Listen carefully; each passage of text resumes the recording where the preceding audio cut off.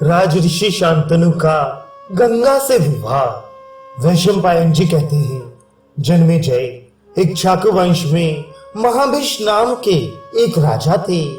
वे बड़े सत्यनिष्ठ एवं सच्चे वीर थे।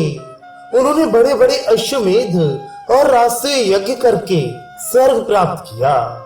एक दिन बहुत से देवता और राजऋषि, जिनमें महाभिष भी थे, ब्रह्मा जी की सेवा में उपस्थित हुए। उसी समय श्री गंगा जी भी वहां आई।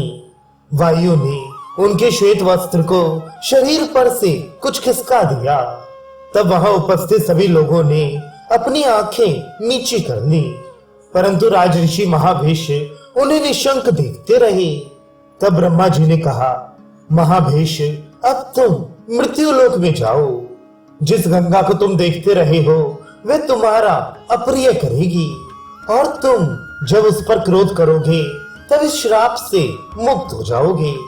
महाभिष ने ब्रह्मा जी की आज्ञा शिरोधार्य कर ये निश्चय किया कि मैं पुरुवंशी राजा प्रतीप का पुत्र बनूं। गंगा जी जब वहां से लौटी तब रास्ते में वसुओं से उनकी भेंट हुई। वे भी वशिष्ठ के श्राप से श्रीहीन हो रहे थे। उन्हें ये श्राप हो चुका था कि तुम लोग मनुष्य योनि में जन्म लो। गंगा जी ने उनसे बातचीत करने के बाद ये स्वीकार कर लिया कि मैं तुम लोगों को अपने गर्भ में धारण करूंगी और तत्काल मनुष्य योनि से मुक्त कर दूंगी। उन 8 वसुओं ने भी अपने अपने अष्टमांश से एक पुत्र मृत्यु लोक में छोड़ देने की प्रतिज्ञा की और ये भी कह दिया कि वह अपुत्र रहेगा। इधर पुरुवंश के राजा प्रतीप अपनी पत्नी के साथ गंगा द्वार पर तपस्या कर रहे थे। एक दिन भगवती गंगा मनोहर मूर्ति धारण करके उनके पास आई। बातचीत होने के बाद ये निश्चय हुआ कि वे राजा प्रतीप के भावी पुत्र की पत्नी बने। गंगा जी ने प्रतीप की बात स्वीकार कर ली और राजा प्रतीप ने अपनी पत्नी के सहित पुत्र प्राप्ति के लिए बड़ी तपस्या की। वृद्धावस्था में उनके यहाँ महाभिष ने पुत्र रूप में जन्म लिया। उस समय राजा प्रतीप शांत हो रहे थे, अर्थात उनका वंश शांत हो रहा था। ऐसी अवस्था में संतान होने के कारण उसका नाम शांतनु पड़ा। जब शांतनु जवान हुए तब पिता ने उनसे कहा कि तुम्हारे पास एक दिव्य स्त्री पुत्र की अभिलाषा से आएगी, तुम उसकी कोई जांच पड़ताल मत करना। वह जो कुछ करे उससे कुछ मत कहना। ऐसा कहकर उन्होंने अपने पुत्र शांतनु को राजगद्दी पर बिठाया और स्वयं वन में चले गए। एक बार राजऋषि शांतनु शिकार खेलते खेलते गंगा तट पर जा पहुंचे। उन्होंने वहां एक परम सुंदरी स्त्री देखी। वह दूसरी लक्ष्मी के समान जान पड़ती थी। उसकी रूप संपत्ति देखकर शांतनु विस्मित हो गए। सारे शरीर में रोमांच आया। इस प्रकार देखने लगे मानो नेत्रों से पी जाएंगे। उस दिव्य स्त्री के भी मन में उनके प्रति प्रेम उमड़ आया। शांतनु ने उसका परिचय पूछते हुए याचना की कि तुम मुझे पति रूप में स्वीकार कर लो। देवी ने कहा, राजन, मुझे आपकी रानी होना स्वीकार है।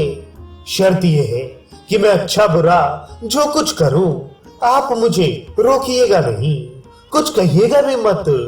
जब तक आप मेरी ये शर्त पूरी करेंगे तब तक मैं आपके पास रहूंगी। जिस दिन आप मुझे रोकेंगे या कड़ी बात कहेंगे उसी दिन मैं आपको छोड़कर चली जाऊंगी। राजा ने उसकी बात स्वीकार कर ली। गंगा देवी को बड़ी प्रसन्नता हुई। राजा ने भी कुछ पूछताछ नहीं की। राजऋषि शांतनु गंगा जी के शील, सदाचार, रूप, सौंदर्य, उदारता आदि सद्गुण और सेवा से बहुत ही आनंदित हुए। वे गंगा देवी के साथ इस प्रकार आसक्त हो गए कि उन्होंने बहुत से वर्ष बीत जाने का पता तक नहीं चला। अब तक गंगा जी के गर्भ से 7 पुत्र उत्पन्न हो चुके थे, परंतु जो ही पुत्र होता तो ही गंगा जी मैं तेरी प्रसन्नता का कार्य करती हूँ, ऐसा कहकर उसे गंगा की धारा में डाल देती थी। राजा शांतनु को ये बात बहुत अप्रिय मालूम होती, परंतु वे इस भय से कुछ बोलते नहीं कि कहीं ये मुझे छोड़कर चली ना जाए। सातों पुत्रों की यही गत हुई। 8वां पुत्र होने पर भी वे हंस रही थीं। राजा शांतनु को इससे बड़ा दुख हुआ और उनके मन में ये इच्छा हुई कि वह पुत्र मुझे मिल जाए। उन्होंने कहा, अरे तू कौन, किसकी पुत्री है? इन बच्चों को क्यों मार डालती है? अरे पुत्रियन, ये तो महान पाप है। गंगा देवी ने कहा, ओ पुत्र के इच्छुक, लो मैं तुम्हारे इस लाडले को नहीं मारती। अब शर्त के अनुसार मेरा यहाँ रहना नहीं हो सकता। देखो, मैं जैनु की कन्या गंगा हूँ। बड़े बड़े महर्षि मेरा सेवन करते हैं।